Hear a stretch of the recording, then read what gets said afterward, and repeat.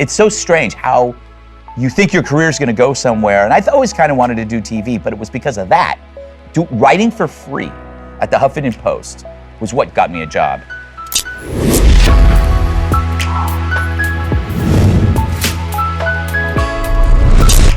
Well, here we are on the Sunday special with Greg Gutfeld, and I can't wait to dive into an exploration of his brand new best-selling book, The Gutfeld Monologues. We'll get to that in just 1 second, but first, let's talk about your impending death. So, life insurance is very important. It is also incredibly confusing, which is why 4 out of 10 people don't have it. Maybe you're one of those people, and you're too lazy. You think, I'm not going to die. But then you die, and your family's poor. Well, if anything were to happen, it is important that your loved ones are taken care of. Besides, life insurance rates are indeed the lowest they have been in 20 years. The best time to buy is now. The best place to buy is PolicyGenius.com. PolicyGenius is the easy way to compare life insurance online. In just 5 minutes, you can compare quotes from the top insurers and find the best policy for you. And when you compare quotes, you save money. It is that simple. PolicyGenius has helped over 4 million people shop for insurance. They've placed over $20 billion in coverage. They don't just make life insurance easy. They also compare disability insurance and renter's insurance and health insurance.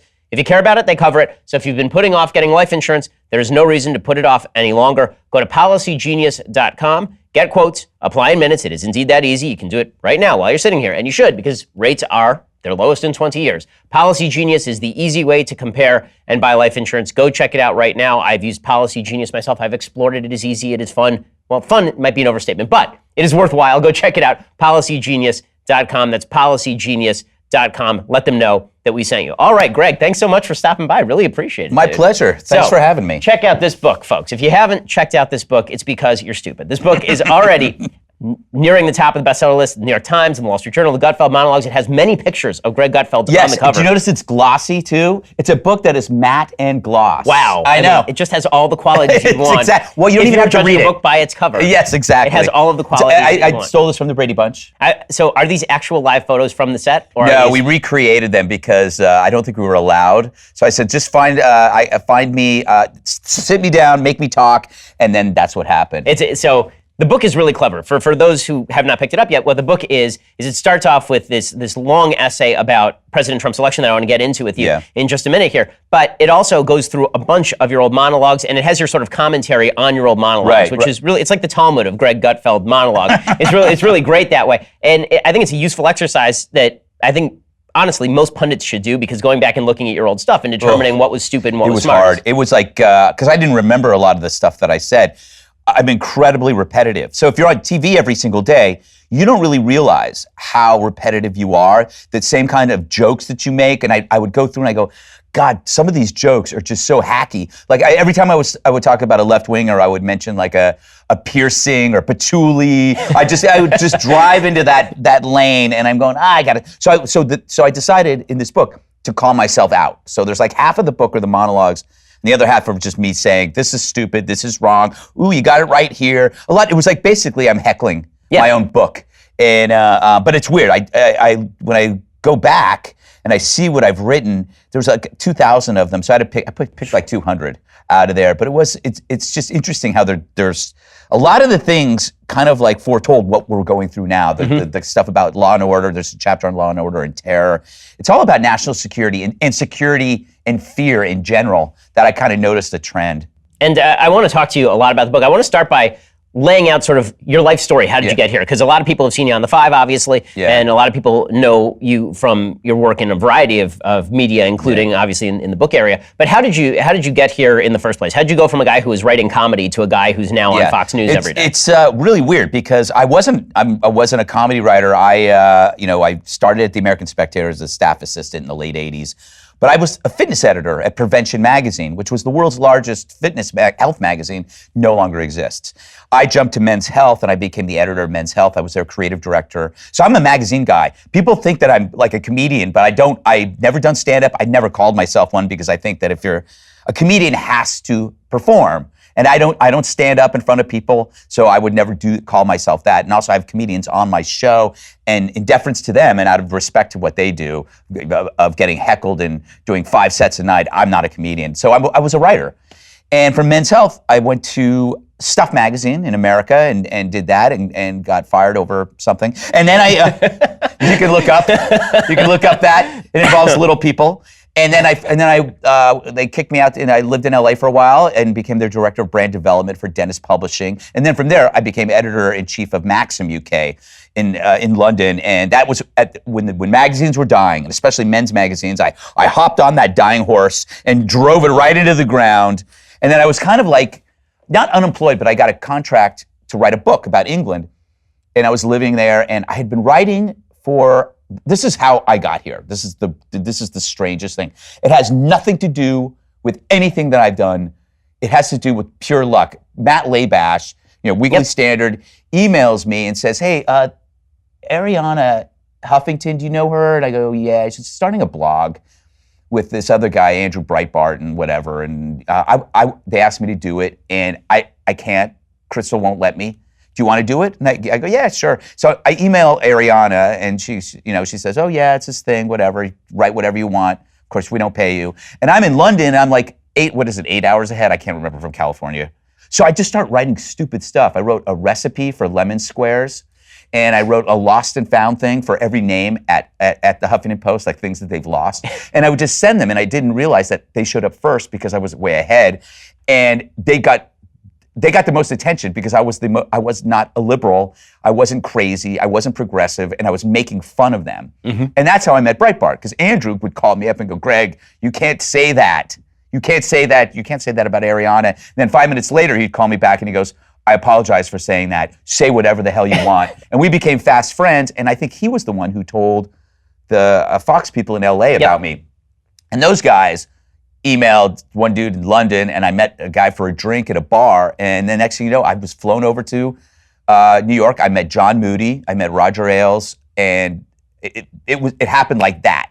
They made me a contributor, and then I sat down in a meeting. I flew in, my wife and I moved. We got a hotel, and I sat across from John Moody with the expectation that whatever I was doing, which later became Red Eye, would take a year or 6 months. You feel it out, whatever. And he just goes, okay, so we're going to start tomorrow.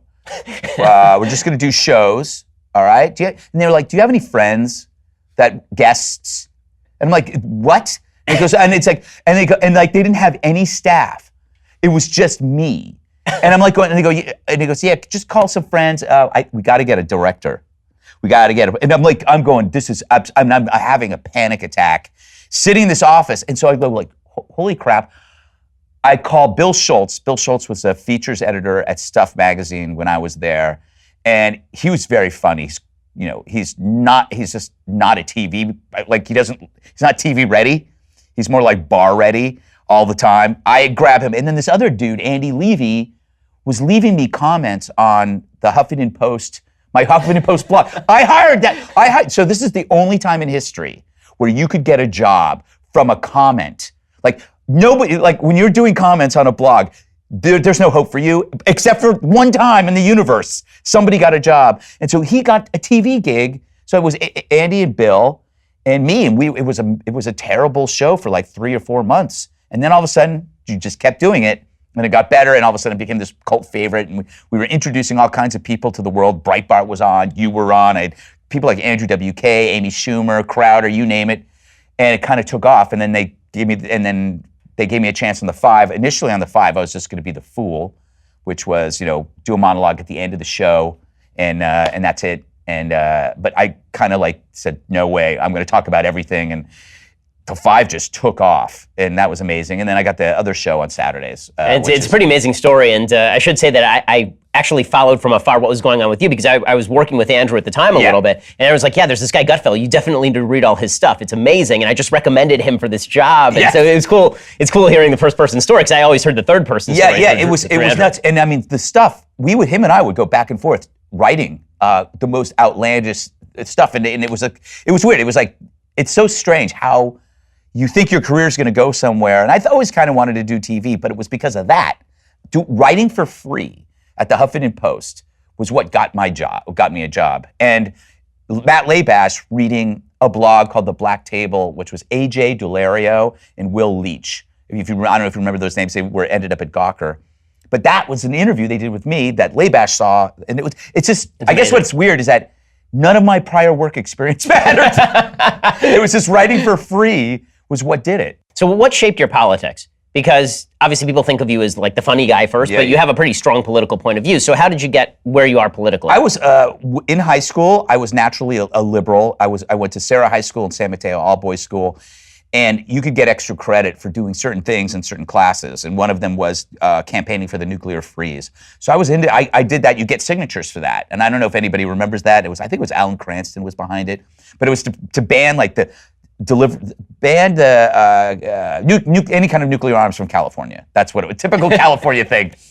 So you can't transport them. So I would stand in front of church and get signatures. So I was a liberal, and then I got to Berkeley and I was around real liberals. But more important, and I know that you understand this because you and I have talked about this, it's not about ideology so much as it is about the mob. And so at Berkeley, I saw the mob. I didn't see one liberal. I saw 1,000. And it's scary when you see a mob. And I've often said that the mob exists elsewhere too.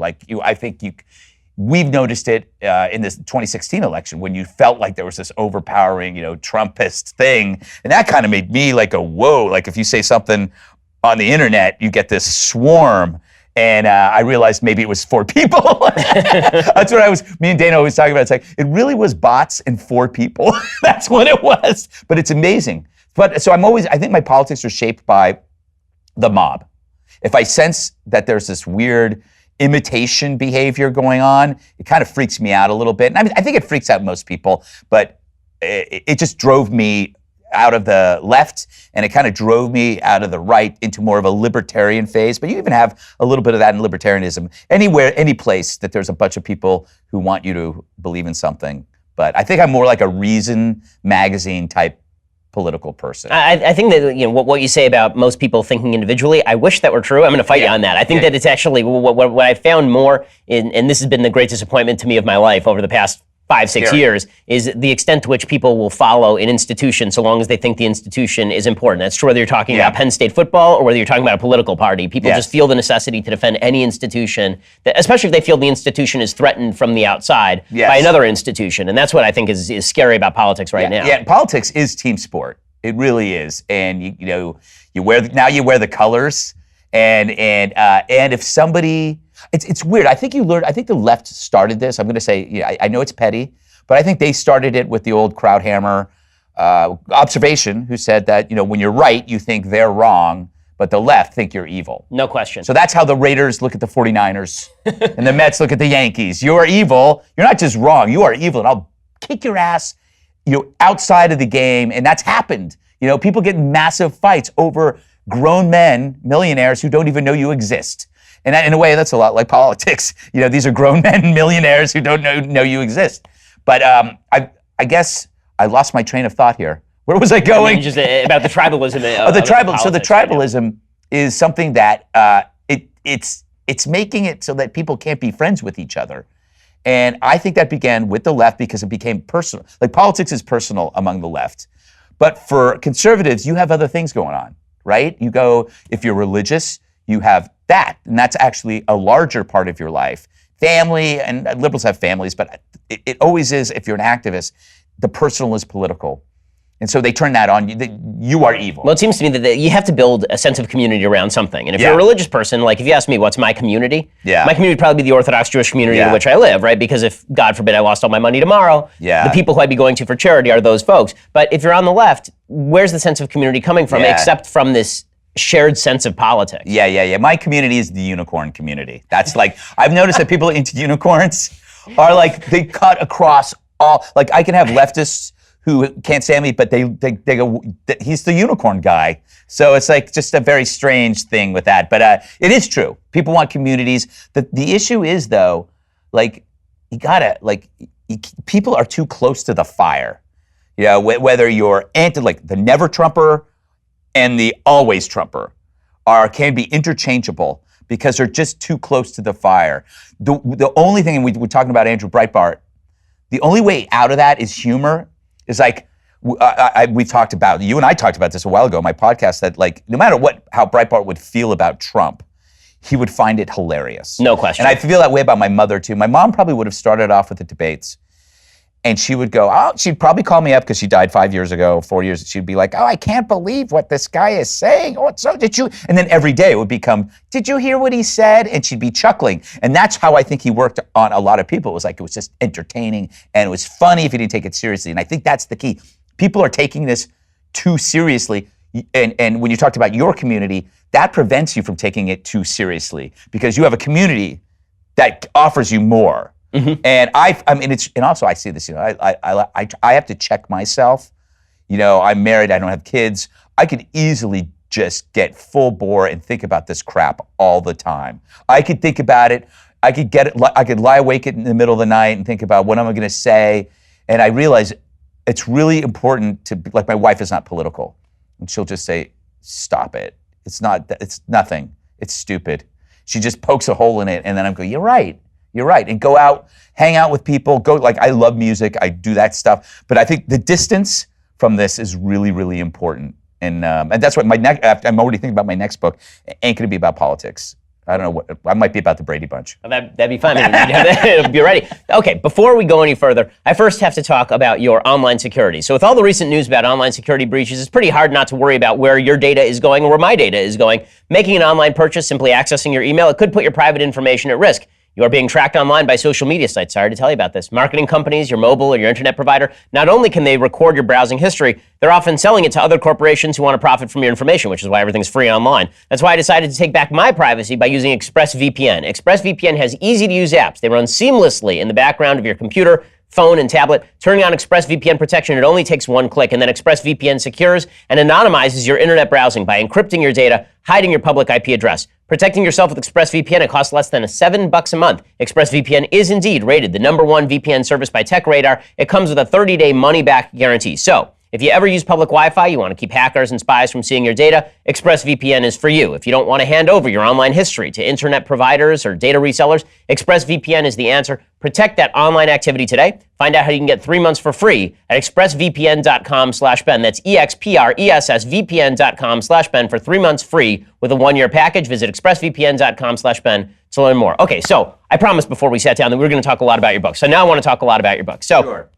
The opening of this book is about a 35-page essay on what happened to you during the 2016 election. And I read it and I found myself nodding along because I think you and I had very similar experiences. Right. I don't think either one of us actually voted for president. I don't know if you voted for a third party or something. I had an absentee ballot and I wrote Hillary and I sealed it. And then I walked by one of my friends, Joni, who's one of my producers, but she owned a bar in New York and I trust her implicitly. And she just looked at me. She just gave me a stare, and I walked to the mail box, and I took it back, and I opened up the thing, and I crossed out Hillary's name. And I was like, but I couldn't write Trump's name either. I just couldn't, and I can't remember what I did. I think I might have put in Krauthammer's name, but I don't think and then I just went down Republican the whole way because in New York it doesn't matter anyway. But I was, but what happened to me is that all you could go by with Trump are during the campaign were words because that's all you got. And so it's like, I'm going by his words and I miscalculated, I think. I was a hypocrite, but I'm going by his words and I'm going, okay, this guy's dangerous. I'm tired of defending him and I'm not gonna defend him. I've used the phrase that he's like a 6-hour drive to a half an hour at the beach. It's like, you gotta go a long way.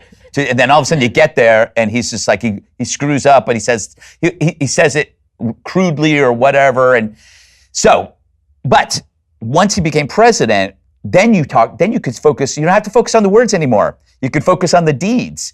And it's like, and so you already know who he is, he won, you already know that he can be an a-hole or say all the stuff and I just get used to it. And that made it cleared my mind.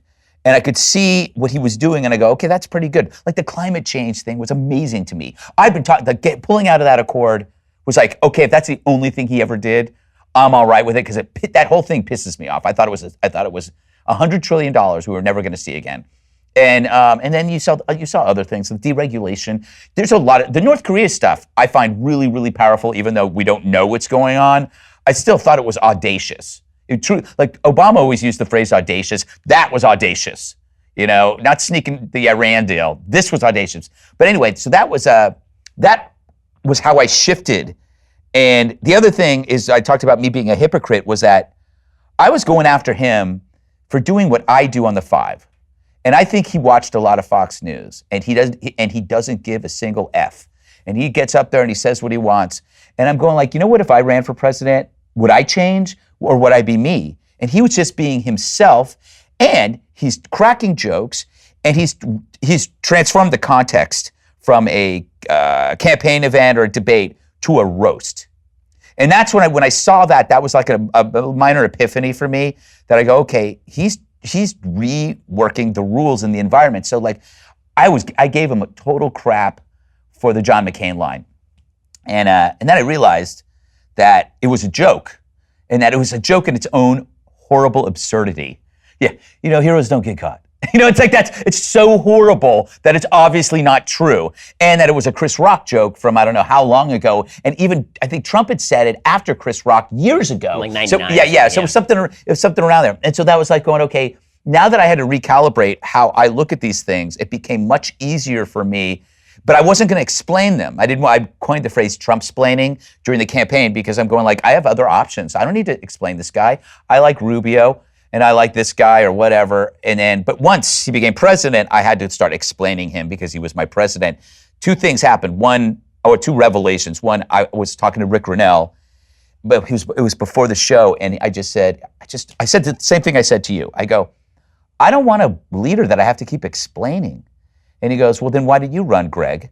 And I go, and he goes, no, I'm serious. He goes, you're going to have to explain everybody. Everybody requires explanation. So that's the price you pay for somebody who's going to win. And I said, well, I would probably do less explaining with like a Marco Rubio. And then I thought, no, that's not true, because he's really pro-life. The feminists would have eaten him alive. Like, he would have been as evil as anything. He wouldn't have said the crazy things, but he would have been eaten alive. And the way they treated Mitt over cutting somebody's hair when he was in grade school, the dog on the roof, everybody would be evil. So you'd end up having to explain everybody. Well, I think this is how the left successfully pushed the right into Trump, is because basically they decided to make Mitt Romney the worst guy in the world. And we looked at Mitt Romney and went, wait, what the hell? Yeah. It's like, fine, we'll actually run the worst guy in the world and then see what you do about it. That's exactly. I remember you saying that. It's like, okay, let's do it. It's like this guy is going to, he's going to be. I call him the orange meteor, because he just flies in and just destroys everything. And then I look back and I go like, oh my God, there's so many things. I remember this moment. This gets into what happened to me at work as well, which is that question Megyn Kelly asked him when she said, you've said these sexist things, you've called women pigs and all this stuff. And I was sitting with my buddy, who's a police officer, a guy who owns a restaurant in West Side Steakhouse, and the wife, who's also my producer. We were all sitting there, and he goes, and Megyn asked that question, and he goes, to be fair, it was only Rosie O'Donnell. Everybody in the room laughed. Right. Everybody laughed, and I stood up, I go, that's a first. I've never seen that. I've never seen it. And then the next day, however, I changed. And I changed because I was around people I really, really like and respect who couldn't stand Trump. And I could see their point of view. And there were people that were like Bible Trumpers. That's a good word I just came up with. Bible Trumpers. But I didn't care for them. And there was a certain mass of that group where everything he did was incredible genius, and they were being dishonest, and it was just like they were ruining Trump as a candidate by being disciples. And then the people that I really liked were, this guy, he's going to destroy the party, all this other stuff. We don't know what he believes, and all this other stuff. There's nationalism, so I think I was caught in this world, and then it got easier when he won. It was like, now I can, but at that night, so the first essay in there is about the night that he won, which was amazing. It was like an earthquake. Watching people wandering around in a daze. There were people that were telling me he didn't have a chance, that the election would be called by 9:00. It would be over. And then they had this New York Times ticker, that round thing? Yep. So I was at a bar, because we were doing 2 5s. So between 6 and I think midnight, so I went to a bar to have something to eat, and the ticker had her at 100%, like 99%, 99% in favor. And I'm telling the doorman who's pro-Trump and he almost started crying. And then I'm watching it, it keeps moving down, and it's like 50%, and then it's 40% against Hillary, and then it becomes like 70% for Trump. It's a movie. You were like watching, I don't know what movie it is. It's a movie where the whole world turns upside down, and you're watching it before your eyes, and people are like in a daze, and then she doesn't even show up. And who got up on the stage? Podesta. And it was like, that's the movie that should be made, is if Hollywood had any fairness, that movie is like... It would make great comedy. I mean, the whole thing was just unbelievable. And you know comedy. that, I mean, okay, there were people that really did believe Trump was going to win. Trump wasn't one of them. I don't think so. Nobody who looked at data thought Trump was going. Listen, I lost $10,000 on that election betting people, specifically because I was looking at the data and I was figuring all this data can't be wrong. Yeah. But the data can be wrong. You know, it has to be the most in our lifetime, the most phenomenal political event in America. I think it's the most phenomenal political shock in American history. I mean, just the disparity between the popular vote and the Electoral College alone is the greatest disparity. And then the forecast, like the truth is, we talk about Trump, and Trump is the center of the political universe. But the truth is that Hillary. That was a referendum on Hillary. Yeah. Everybody basically did the same thing that you did in the election in Ohio and Wisconsin, which is they just said, you know what, I'm not going. She's going to win anyway. I'm not going to do it. What's the point of this? It was the Brexit. It was like, if they did Brexit again, all the people that didn't vote would vote. Right. We'd vote. That's why I think, and I've talked about this on the shows, that if Hillary, they would never give it to her because they hate her so much, the Dems. But if she got the nomination, everybody would vote. That didn't vote because and also the rematch would be insane. This would be the greatest political story, to have a rematch between the two. Would be. I mean, I don't know why they haven't. Somebody must be thinking about that. Because they figure that she's twice loser, and she can't, they're figuring they got to go intersectional too. They're going to try and pick somebody who is more intersectional than Hillary was, or maybe it'll be Michael Avenatti. Who knows? It could be anyone. Oh man, that would be amazing. I still think Kamala. When I hear her talk, she's forceful. I also think, I talk about the contrast theory that because there were 17 people that were similar and Trump stood out, he got the plurality. That could happen with the Dems. There's going to be 17 people, and it could be like a Mark Ruffalo. It could be like somebody out of the box. Out of the box. Could be, you know who's like Trump? Rosie O'Donnell. Rosie O'Donnell is like Trump. Oh, man. Reality TV, talk show host, outspoken, and you can say she's crazy, but conspiratorial. I mean, it's almost... Man, would that be a match?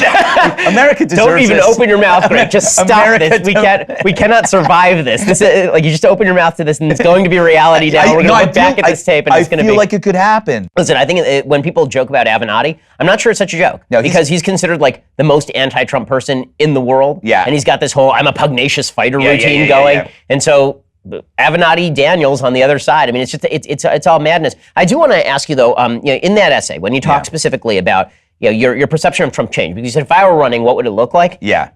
Do you think? But you wouldn't think you should run. I mean, that's sort of the issue. And so when I was reading it, I was thinking that's true. If you consider him in the comedic context, then none of this is like some of it's supremely offensive. Grabbing women by the genitals is not great. But and even the John McCain comment is not great. But put in the presidential context, I think this is where the left has truly lost their mind, and where a lot of us in the election cycle were going, this is not appropriate, because the president should be something different from a stand-up comedian, or maybe he shouldn't. Maybe you think that this is like the new reality, and we should just embrace it. I don't know. Like, I was at a point where I don't know. Has he redefined it?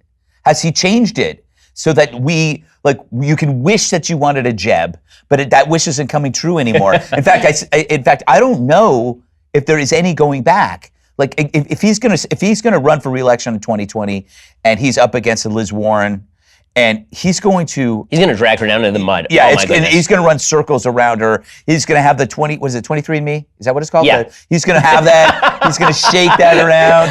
I mean, because he pretty much manhandled some pretty smart people. Rand Paul, it was just like simple throwaway lines. There you're gonna fall off the days if you get any further to the end. These were like very classic lines. That's why I think it's got to be somebody who is funny. Yeah, that's the big issue. But remember when Marco tried to be Trump? Well, yes. And that was like... Marco can only be Marco, right? And that was the big problem. I mean, I was very pro-Cruz, obviously, during the primaries, and he was my boy. Yeah. And I was telling Cruz's people, halfway through the election cycle, you got to stop punching Rubio, and Rubio's got to stop punching you because you guys are going to punch each other out, and Trump's just going to run right up the middle. But none of them ever had the capacity to outman Trump, and that's really what I think was. People say, oh, maybe it was his policies. You see people trying to intellectualize Trump. Well, maybe it's that he likes tariffs, or maybe it's that he likes big spending, and it's like. No. What people like about Trump is that he hits people. Yes. That's what people like. Yes. They like watching him hit things. It was great. It was great TV, and it was just like, it was a roast. I think that's where he picked us all up.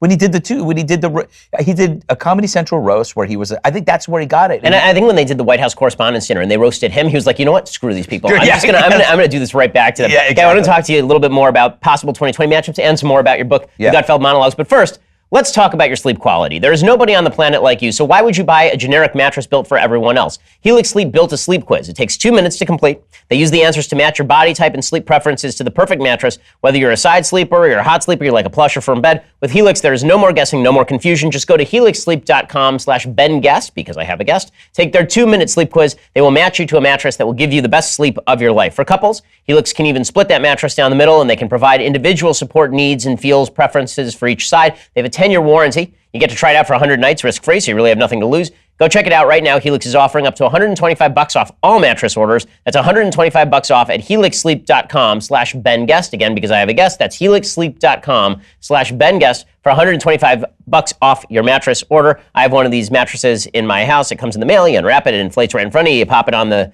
bed frame. You're good to go. I got one for my sister for her wedding. It's what she actually requested because she had heard me talk about it. It is that good. Go check it out right now. It's helixsleep.com/BenGuest. Again, use that promo code BenGuest to let them know that we sent you. That is BenGuest, helixsleep.com/BenGuest. Okay, so with all that said about election 2020, I'm in full agreement with you that it needs to be somebody aggressive from the other side. It also, to me, needs to be somebody who's been through the mill a couple of times, because what Trump is particularly good at is taking people and just ripping them down. Yes. If they have any place to go that is below where they were, he will take them all the way. He drags them down to hell, right? There are circles that Dante has not yet discovered that he has dragged Hillary down to. And that means that my problem for, if you're a Democrat and you're looking at Kamala Harris, you're thinking, oh, okay, well, she's the thing. Right, but she's got the squeaky clean image. How long is that going to last by the time that he really goes after her? Which is why I still think that their best option is probably somebody like Joe Biden, just because Biden's been through the ringer a bunch of times. I never would have thought of that until recently, because I think of the age that he might be up there, but maybe he's not. How old is he? He's going to be 78. Yeah. Trump will be 74. They'll hit each other with their walkers. Yeah. They'll be combined age 3,000. Yeah. The baby boomers will never leave us alone. Yeah. Ever. The commercials will be great. You'll get a lot of catheter ads. And what's the other one? You get a lot of William Walk-in Devane. showers. The walk-in showers. The acorn chair lifts. They could sponsor the debates. I shouldn't be making fun of them because they're very good advertisers. By the way, I want an acorn chair lift, so I'm hoping that they'll sponsor me one day. You know what? I'm a little worried about we also were talking about this before, about the pendulum. It could go two ways. If the economy is great, then everything's going to be great. But if the economy isn't great, you're going to get this pendulum swing from Trump to something so opposite and so frighteningly progressive that, I don't even know who that could be. Yeah. I don't even know if we know Bernie. that person. Yeah, it could be Bernie. Right. Why not? Yeah, why not Bernie? We could have a socialist president. And you could have a Democrat Congress with a socialist president. I mean, this is why when people say, "Aren't you glad how 2016 went?" I'm like, "Yeah, of course I'm glad how 2016 went, but I'm not going to be able to write the rest of that story until I find out what happens over the next 4 years because a lot can change between now and then." And this is where I wonder whether, President Trump, who we've all gotten used to. I mean, the fact is, I laugh at stuff from him. You're right. Now that he's the president, there's the stuff his administration does, which for the most part I really like, and then there's the stuff he says, which to me is like as crappy as it ever was for the main part. And so when I look at that, I'm like, okay, I can deal with that because I can deal with it. Yeah. But if he toxifies the brand to the point that Republicans lose in this upcoming congressional election, they lose the House and maybe lose the Senate, or they lose that in 2020, and suddenly you're looking at a unified Democratic Congress and a Democrat president, and what Republicans got out of that was a tax cut and a couple of Supreme Court justices, then we're going to have to look back and say, okay, was this was it worth it? Worth it. And maybe the answer is still yes, but I think that it's a lot more of a divided, like right now it's of course worth it because we haven't seen the downside yet. Right? But one big thing could change the whole, like anything in the economy, and we could be in big trouble. But I don't know, man. It seems like everything seems to be going okay. The economy seems like it's stable. Yeah. It doesn't feel like it's fake. Feels kind of real, and that it's moving. And I disagree with tariffs. You know, the interesting thing is but I end up learning more about this stuff because he's talking about it, and I go, well, maybe these are negotiating tactics that I'm not aware of. And then all of a sudden he gets the whatchamacallit, EU back on track. They're going to pay this, they're going to do that, and it's like maybe he's right. It's like it's all the art of the deal. Right. And whether they're backfilling it or not, maybe it's him saying stuff and the administration backfills it. Whatever it is, he still gets credit for the stuff that happens at the top. It also means that he gets the blame when Omarosa is hired. Yeah, he's got to take responsibility for that. And he talks about he only hires the best people. Everybody knew that was a problem.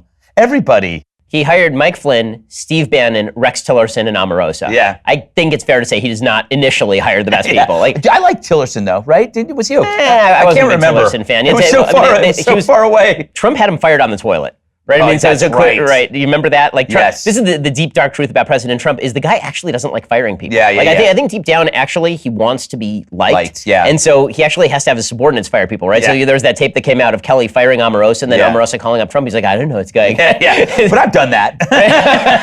I've done that. No, I do that when that's kind of like when a guest. I have a show that I don't think the guest will work that week, and for reasons that maybe I don't think the topics will gel, and then the guest will call me, and I go, they did what? Wait, you got bumped for my show? Well, let me see about that. But it was me. Right. It was me. I did it. But it was like I just go. I don't want to get it. I just don't want to deal with it. You're the guy who farted in the elevator. Yeah. But it's like some people don't want to know. That it's like, dude, I need somebody like who has some kind of background on this, or it doesn't work with this other guest. You're too similar, but I can't. Like, I'm not going to sit there and talk because it hurts their feelings. Yeah. So I just go. I don't want to do it. I just go. So I go. You know what? I can't believe they did that. Let me see what we can do, and then I run away and hide.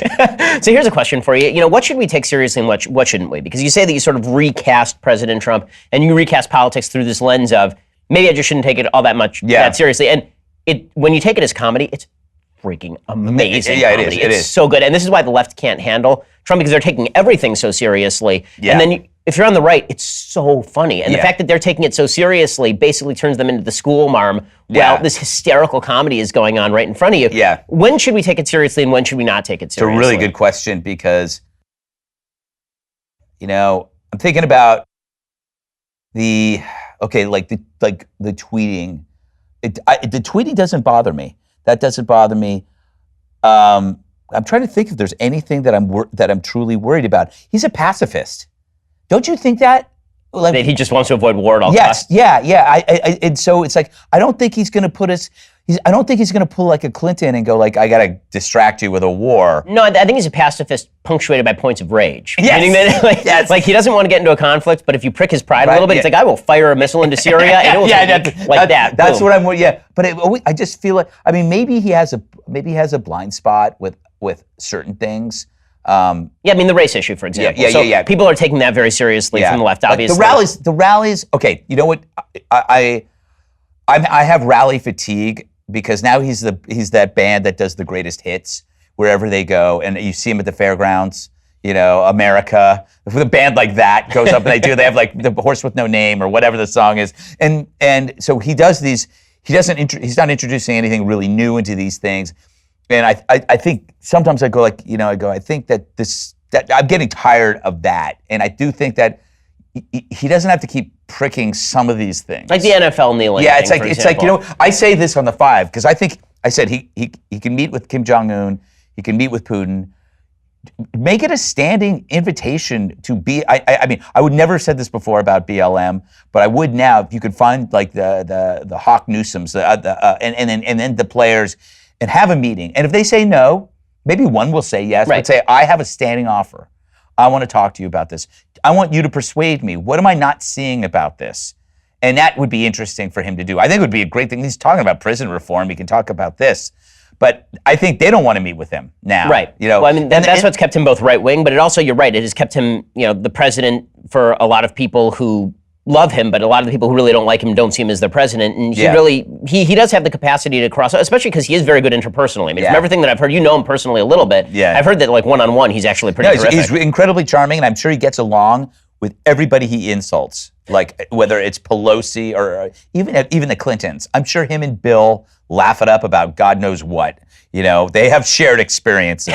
Let's just leave it at that. But I do think, I think that it was Dana made this point too on the 5 that if let's say you get the Senate but you lose the House, I mean, that could be good for him.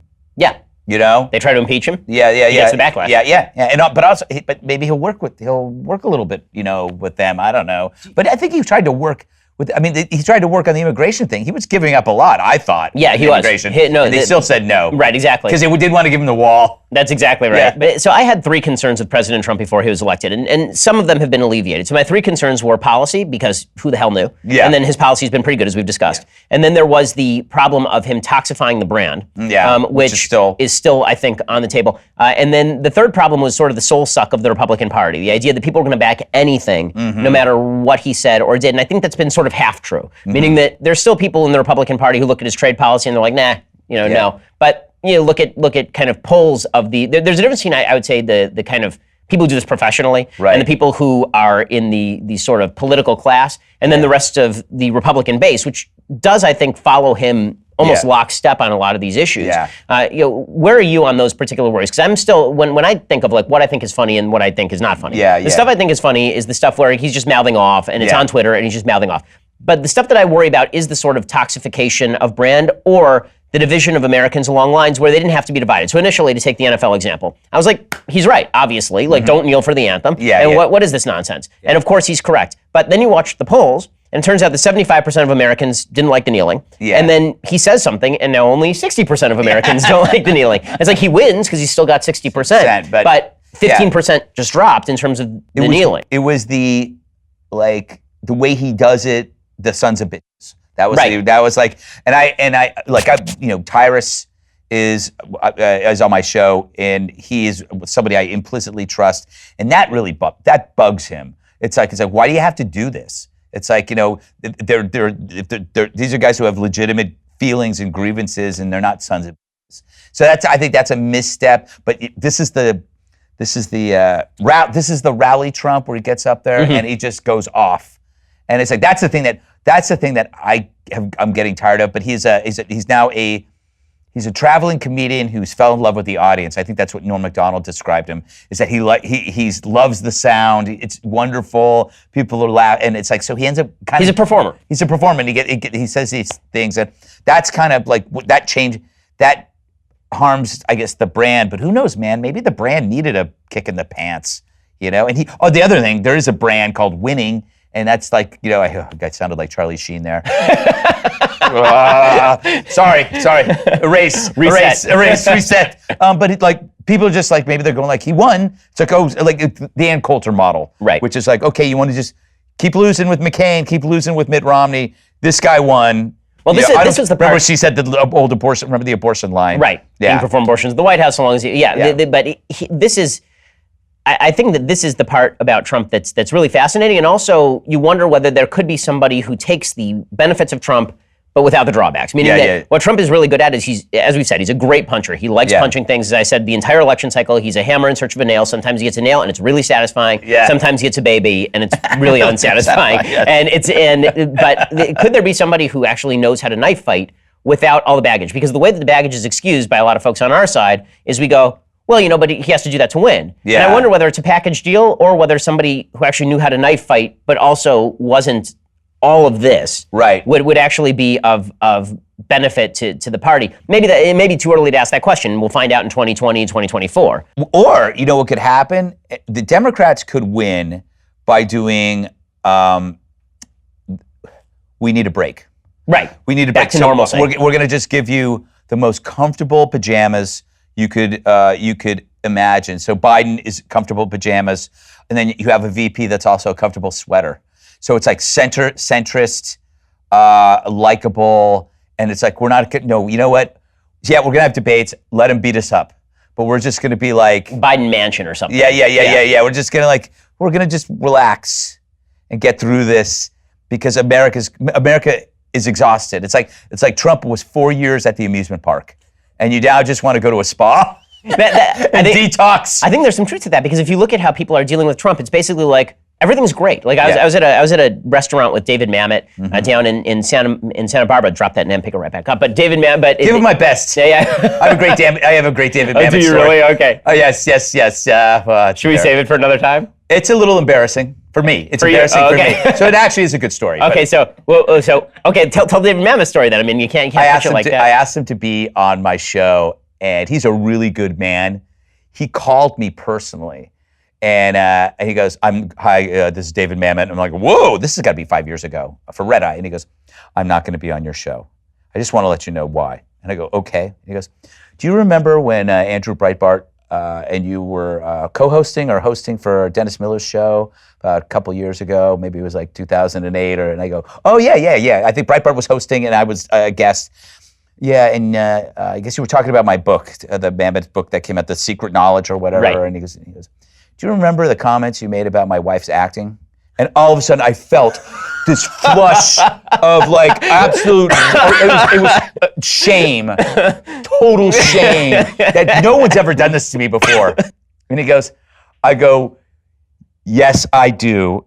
And I made fun of her acting. Yeah. And he just, and I go, I want to apologize. I said, I apologize unequivocally for what I said. And he goes, I accept your apology, but I won't be doing your show. And I go, I understand completely. He said, thank you. I go, thank you. Have a great day. That was it. Bro, that's an amazing story. I was having lunch with David Mamet down in Santa Monica, and I was looking around, and it's this shishi restaurant, $200 bottles of wine and sparkling water and the whole deal. And I figured everybody in this room is extraordinarily wealthy, and they all think the world is ending because of the feeling of chaos that just kind of comes off the administration in waves. Omarosa being the latest example. Like, do I care that Omarosa was in the administration? No, it's stupid. Who cares? Yeah. Like, do I think that she was actually recording national security secrets and then she's going to bring them out on Good Morning America or something? No, it feels like a constant exhaustion. I mean, I'm exhausted. Yes. You're exhausted. Yeah. Like every day, nuts. we measure this stuff because we're in the news business. We measure this stuff in terms of news cycles. Right. I'm old enough to remember, barely old enough to remember when Obama was president. And it's only been a year and a half, right? Every week in Obama land was basically like a week. Yeah. And every minute in Trump land, like we've been doing this for almost an hour. Insane. We probably missed at least 3 firings and a couple of news cycles in the time that we're taping this. Exactly. You know what it is? I don't know if I say it in that book or a speech I did.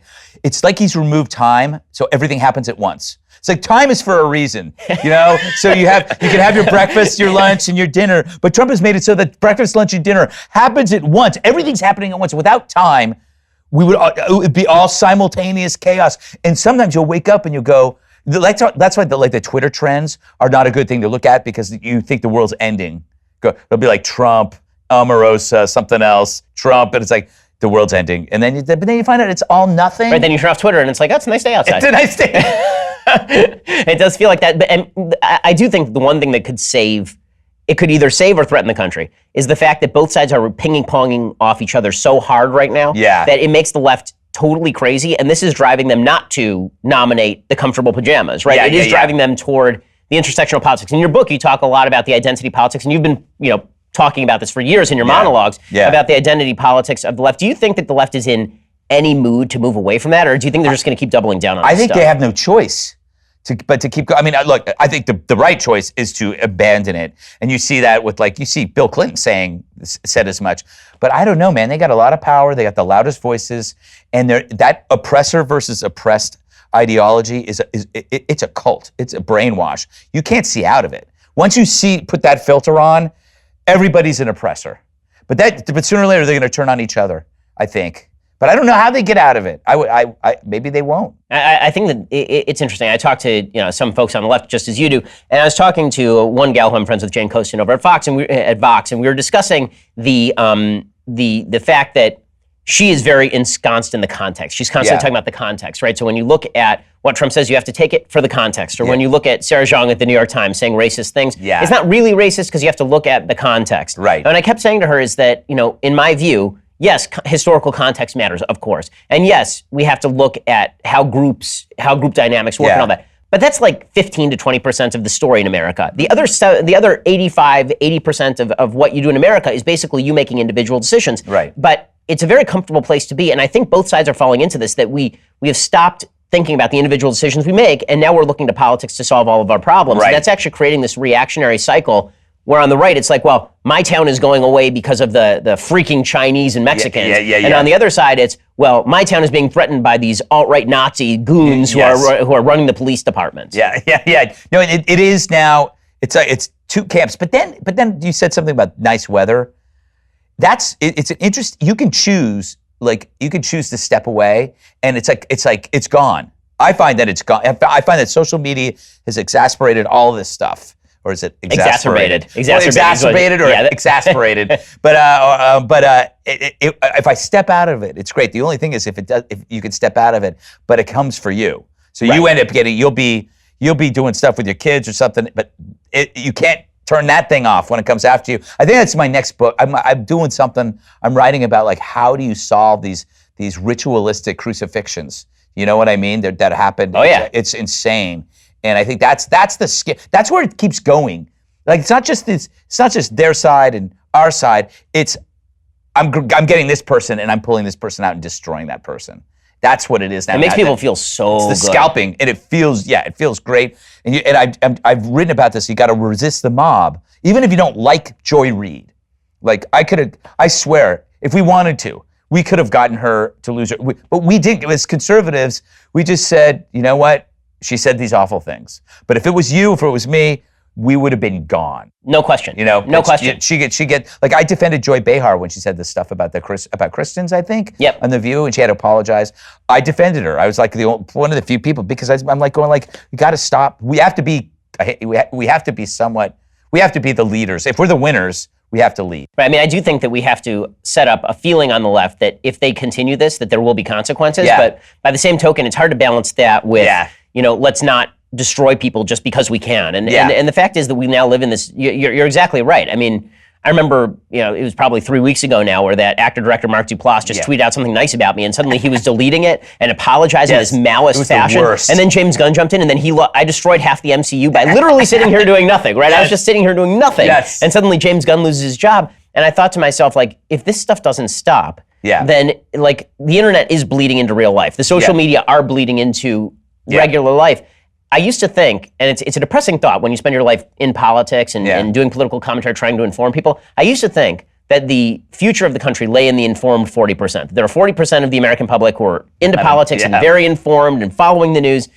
I'm starting to think there might be the opposite, that maybe the future of the country lies in the 60% that absolutely watches nothing that any of us do. And all they do is like go to baseball games and they watch a little TV at night and they mainly spend time like doing other things. I really hope that's the case. Yeah, I hope so too, because if not, we might be screwed. No, but it is this new kind of like, if you have a bad day, your life could be over. So let's say you get in an argument at Walmart.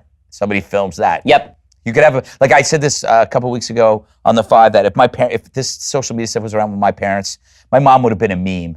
She would spank me if I was acting up in public. If somebody catches that, you're gone. It's a nation of narcs. We're all like, I got him, I'm gonna put that up there, and it's just like. I remember when there was Paula Deen, right? I mean, they're like, she said something racist, like she said the N-word in like the 70s. Yeah. It's like, okay, now let's destroy her entire business now. Yeah. Because of a racist thing she said in 1973. Yeah, and then they just disappear.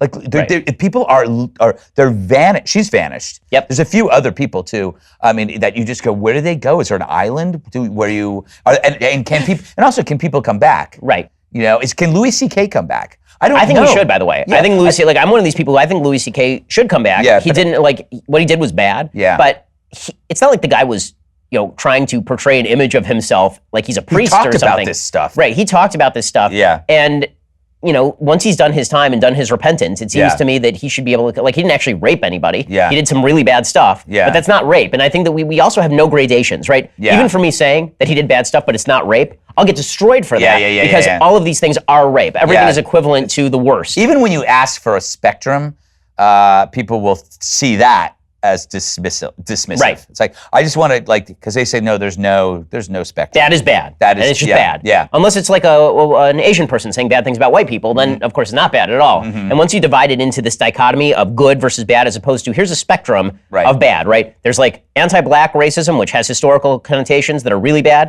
and that's bad racism. And then slightly less bad racism, but still racism, is Asian people saying that all white people should die. Like that's still pretty bad, but it's not like quite on the level of like the KKK bad. As soon as you say that sort of stuff, people lose their minds because everything has to be equal to everything else. You know, it's interesting. I was reading a book over the weekend about Rwanda. Really light reading, over the summer, and about the Rwandan genocide. And one of the things that struck me is, you know, when you're talking about the Rwandan genocide, basically the government said, your neighbors are now your enemies. Go murder your neighbors. And and in 3 months, 800,000 people are slaughtered. Yes. Right. And it occurs to you, like, the development of the individual mind, the idea that you are an individual and not just a member of a collective body that is designed to go hit this other collective body. Yeah. That's actually relatively rare in human history. And it only exists in certain places at certain times. And it feels like we're now in reverse cultivation. Like we spent literally millennia trying to get to the point where we thought of ourselves as individuals with independent thoughts and motives and who could stand up to the mob. Yeah. And when I look at the world now, I think that we have this weird idea that all bad people, the Nazis were basically monsters who were not actual human beings, who were just bad, who did bad things. They were Nazi. They weren't human beings who did monstrous things. They were monsters who weren't human in any way. Right. And so when we look at, that's a very self-flattering point of view. Like, we're all good people. We would never do anything like that. I don't buy that at all. I think that pretty much everybody is capable of doing really terrible things. Says that. I mean, it's like that. This is like, what is it that, like? And there's a dude. Have you ever read any? Is it Rene Girard? Does that ring a bell? Yeah, that's his name. The whole idea of just like imitation. It's like, and I think social media. I've been reading that, and I've been thinking about why is it getting worse? Is because social media is enabling the repeat behavior, being able to imitate each other, and that's creating more of a mob rule. Like it's disseminating these memes and these feelings, so we could all just join in and swarm. You know, and like, if I don't like Ben Shapiro, I can get 100,000 people or 4,000 people who feel like 100,000. I think that's why it feels like it's regressive. It's going back because I think social media is making that possible. Maybe it doesn't result in anything bad. Like, nobody gets killed. It's not Rwanda because it's social media. But I noticed that social media does destroy careers, and that's physical. Yeah, like Justin Sacco, right? Yeah. She got the famous. Yeah, where she flew to South Africa before making an AIDS joke, while making an AIDS joke, in which the joke was about AIDS. It was disproportionately affecting black people in Africa or something. Yeah. It wasn't like she was making a political point that liberals would have loved. Anybody would have, and she got totally. By the time she landed, she was over. Do you think there's any hope that there's going to be any cross-aisle discussion, anytime in the near future? Because it just looks. I mean, there's some people, but it feels uglier and uglier. I know. I don't know. The only upside I could think is that maybe we just are moving away from politics. Hopefully, like most of America is. Yeah. I don't know. I mean, I hope so too, and I think that one of the things that you do that's so great is that you bring a lot of culture into what it is that you do, and that is space where I think that. So long as the left doesn't destroy our common cultural space, too. I think that we can actually have some space. So, what do you want to do over the next few years? I mean, like, what's your goal? I know these are weird questions. I actually like doing what I'm doing. I enjoy writing every day. That's the thing that I like to do, and I'll probably do as long as Fox will have me. I enjoy. I mean, I don't know many people who are doing what I do. I'm the only me at the network. I can't think of anybody, and so I like being unique. Not a lot of funny conservatives. Yeah. They're coming. There's a few though that I found on my show that I'm like really like. I had a few last week, and I would say that they're non-liberal, like Joe DeVito and Joe Mackey and Chris Fried. These are all young guys that it's funny. I don't like even labeling them because I don't want to hurt them. Right. No, that's definitely how it is. No, we get noted. I know a bunch of like major Hollywood folks who listen to the show, watch this kind of thing. Yeah. And I'll legitimately say to them, you cannot let people know that you ever watch any of this stuff. I have a buddy who is super hip in the music world, probably one of the hippest people, who was more excited about the podcast when you did with me, and will be excited about this. But I'm not going to say his name. Yeah. I'll tell you after. But I'm not going to say his name because it would just not help him at all. I mean, this guy's so hip.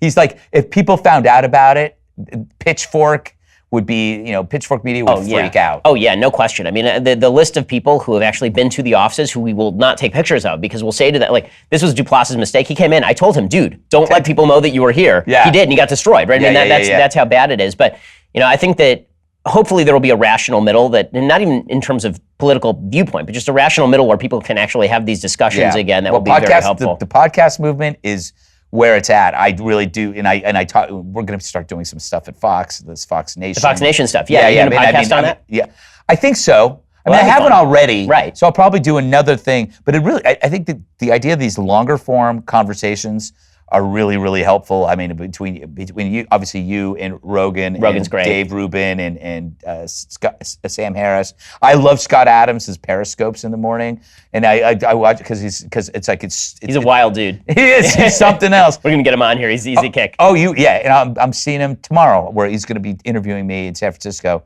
and he's definitely his own thinker, No question. Well, it's been really a pleasure to have you on. I really appreciate it. And everybody should go out right now and buy this very book. Not the one in my hand. I already own it. This one, the Gutfeld Monologues. Go check it out. It really is fantastic. Greg, thanks so much for stopping by. Awesome, buddy. Thank you so much.